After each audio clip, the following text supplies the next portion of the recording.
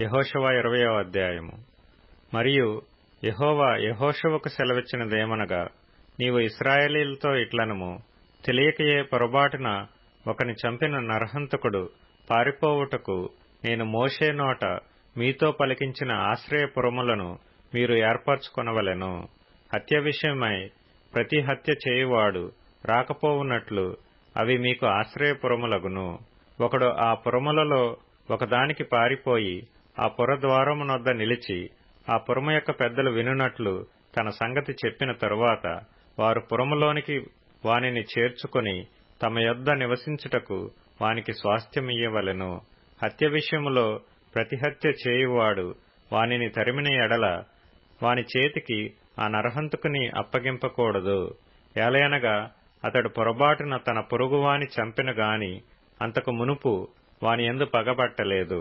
అతడు తీర్పు నొందుటకై సమాజమునెదుట నిలుచు వరకు, తరువాత ఆ దినములోనున్న యాజకుడు మరణము నొందు వరకును ఆ పురములోనే నివసింపవలెను. తరువాత ఆ నరహంతకుడు ఏ పట్టణము నుండి పారిపోయినో ఆ పట్టణమునకును తన ఇంటికిని తిరిగి రావలెను. అప్పుడు వారు నఫ్తాలీయుల మన్యములోని గలిలయలో కేదెషును, ఎఫ్రాయిమీల మన్యమందలి షెకెమును, యూదా వంశస్థుల మన్యమందలి హెబ్రోనును, కిర్యతర్బాను ప్రతిష్ఠపరిచిరి.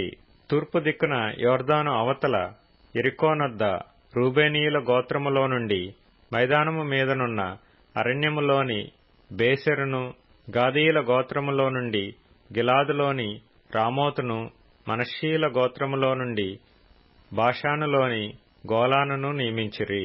పొరబాటున ఒకని చంపినవాడు సమాజము ఎదుట నిలువక మునుపు అక్కడికి పారిపోయి హత్య విషయమై ప్రతిహత్య చేయువాని చేత చంపబడక ఇండునట్లు ఇశ్రాయేలీయులకందరికిని వారి మధ్య నివసించు పరదేశులకును నియమింపబడిన పురములు ఇవి.